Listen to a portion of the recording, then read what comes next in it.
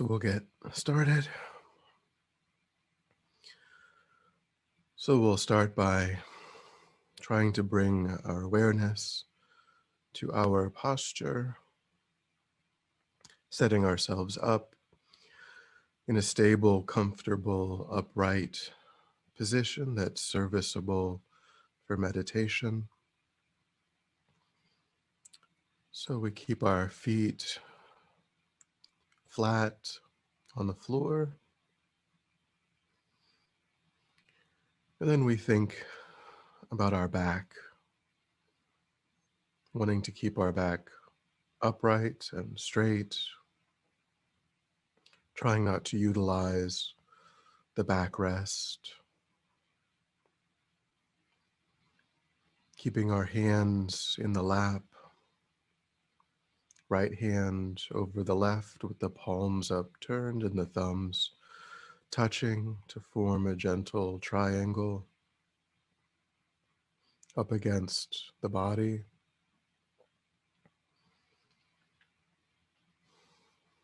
Our eyes are slightly open or gently closed, letting in enough light to maintain awareness.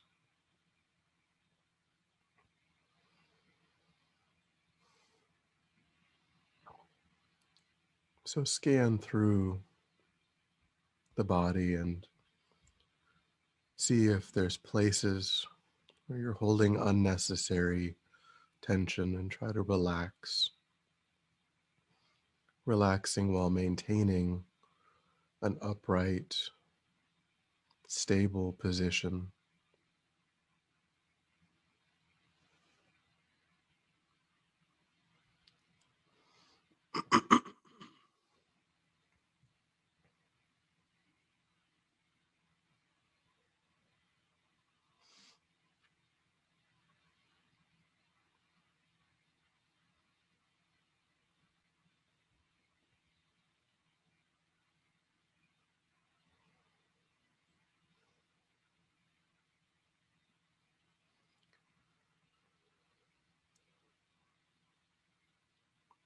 And start to think about withdrawing, pulling away your mental engagement with the room around you.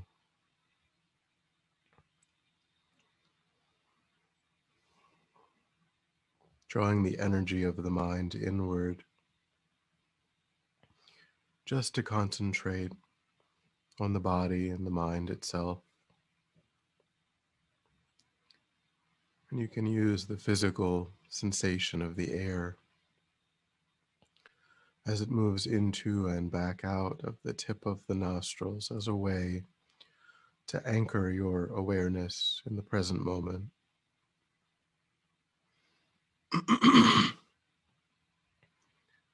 Trying to notice as quickly as possible when your attention has shifted to something other than that sensation. And then gently, without judgment or frustration, lifting your attention up from that distraction and gently placing it back on that physical sensation.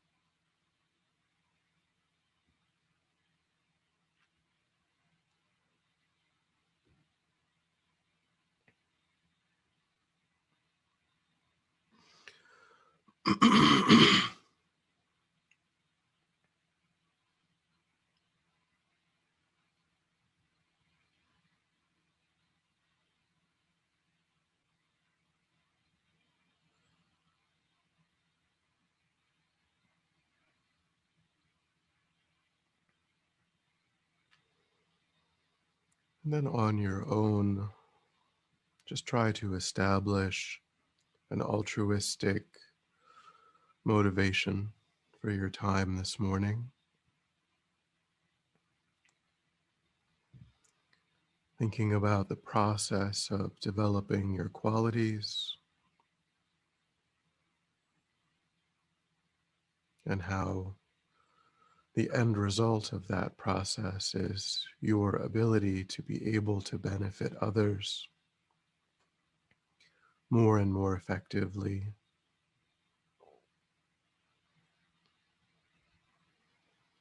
and thinking that ultimately wanting to be able to do that is my principal motivation.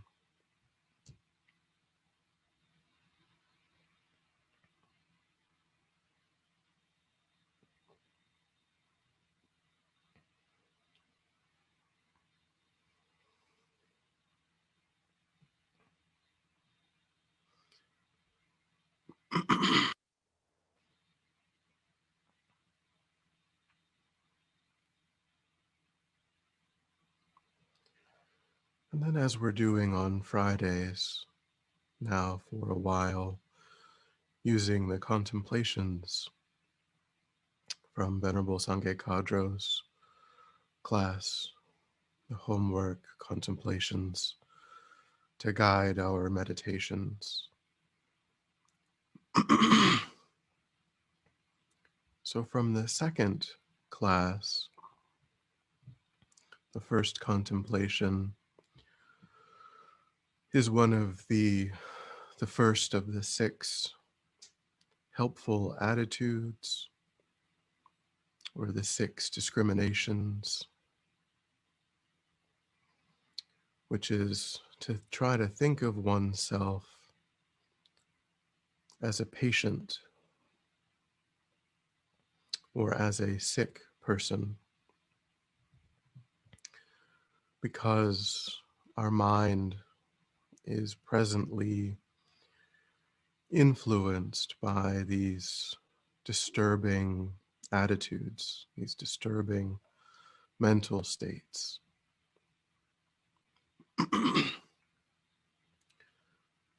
So this can be a very startling way of thinking, perhaps. So there's no right or wrong way of engaging in this contemplation. This is just to look at one's own direct experience and to try to arrive at some insight.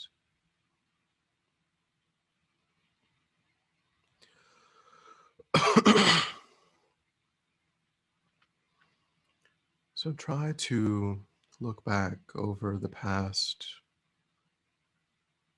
couple of years, past several months, past year, past couple of years.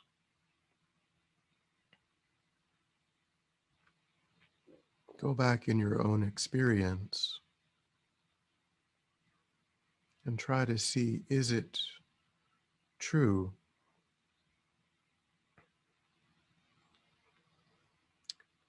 that on a relatively regular basis, there arise in my mind strong states of jealousy, of envy, of covetousness, of ill will? Is it true that I'm subject to these strong states of mind that disturb me,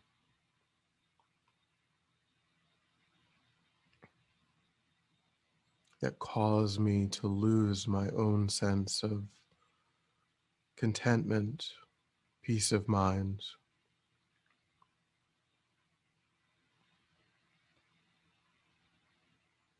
And is it true that when these states arise, I sometimes act in ways that harm others through my words, my deeds?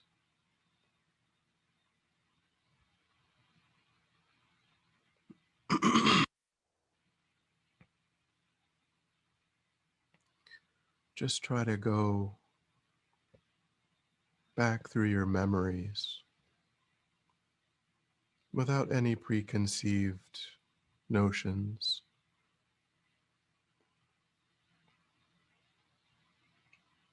and try to determine, can I establish this as valid in my own experience?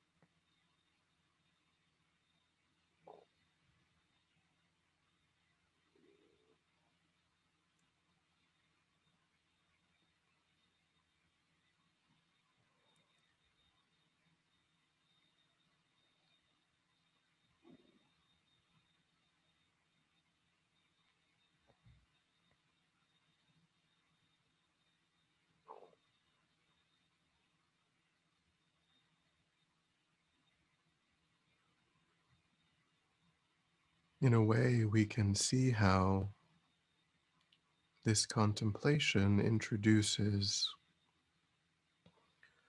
a broader, deeper understanding of what it means to be well.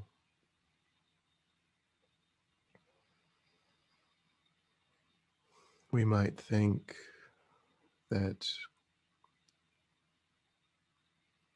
I've always experienced these states of mind. I've always had some trouble with ill will or jealousy or greed, and all other people have some trouble. So we might think that illness or being in a state of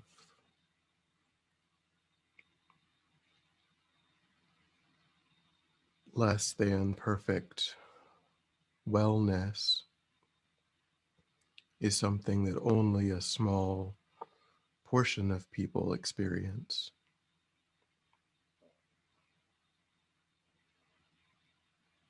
So we may try to open ourselves up to a new way of thinking, that there's a level of wellness that goes beyond the ordinary experience, that real wellness is freedom, complete freedom from these states.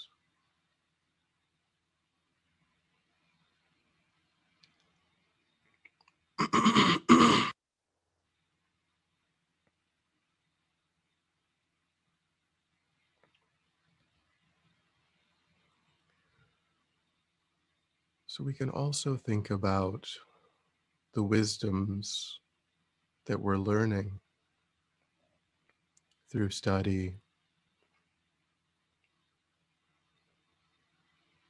through Venerable's class, these other topics, topic of the precious human rebirth, how to relate to the spiritual guide,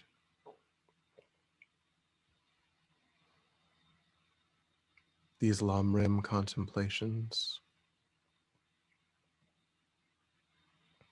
and how these contemplations are the antidotes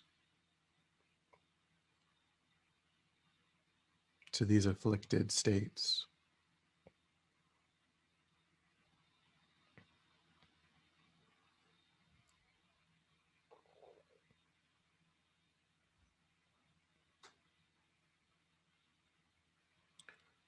So Yangtze Rinpoche, in practicing the path, says, if we're able to ascertain our failings in relation to each of the subjects of the Lamrim, whatever teachings we are listening to will automatically become the medicine.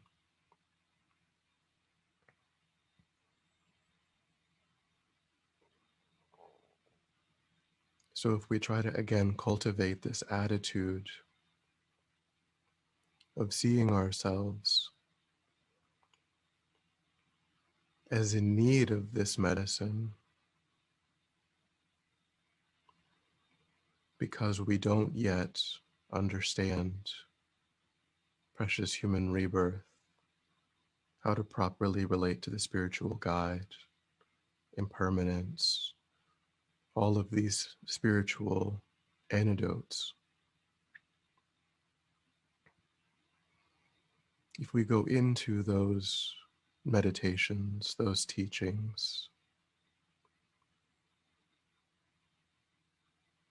with the understanding that we don't fully embrace, we don't fully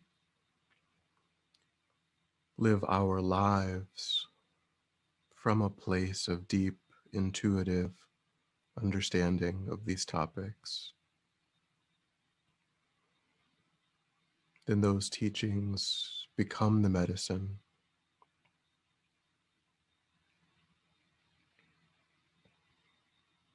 So now try to spend some time thinking about these antidotes and how transforming the mind in ways that would allow you to live your life from that place of deep intuitive understanding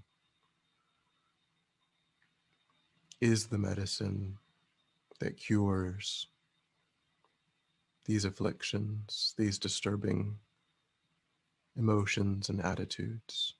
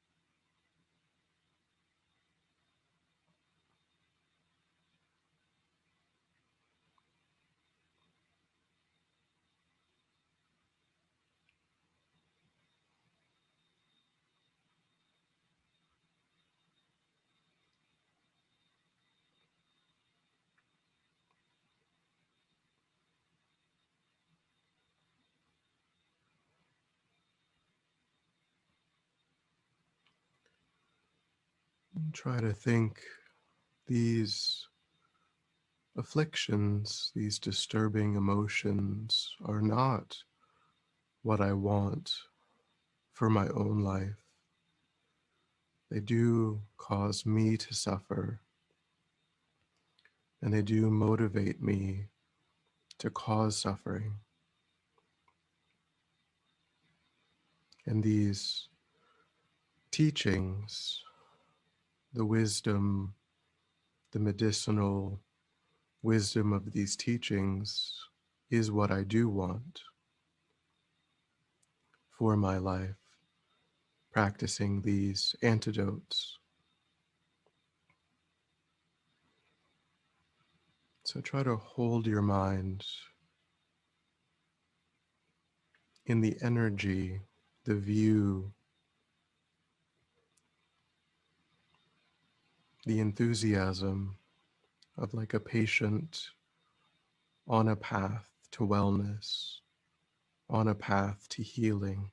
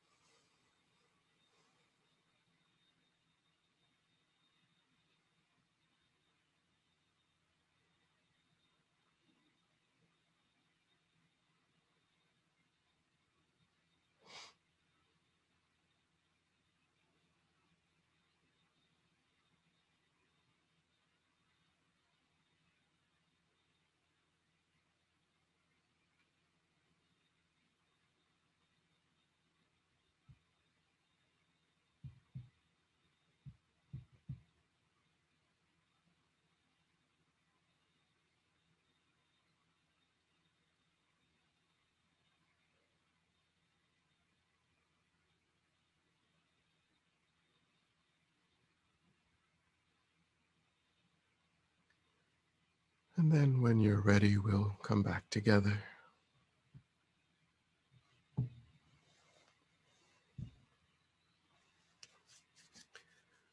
And then we'll dedicate.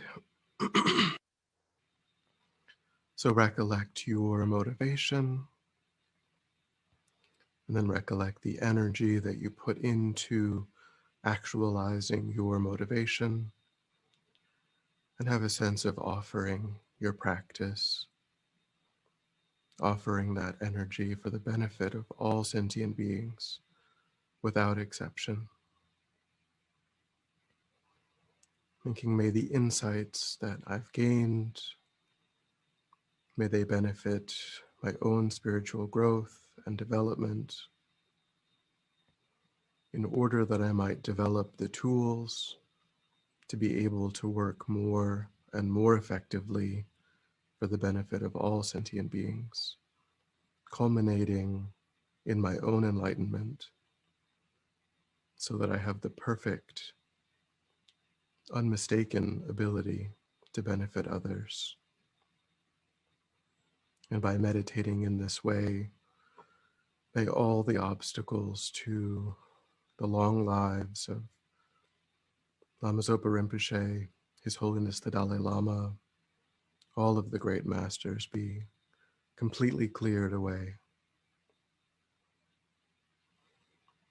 In the snowy mountain paradise, you, the source of good and happiness, all-powerful Chenrezig Tenzin Gyatso, please remain until samsara ends.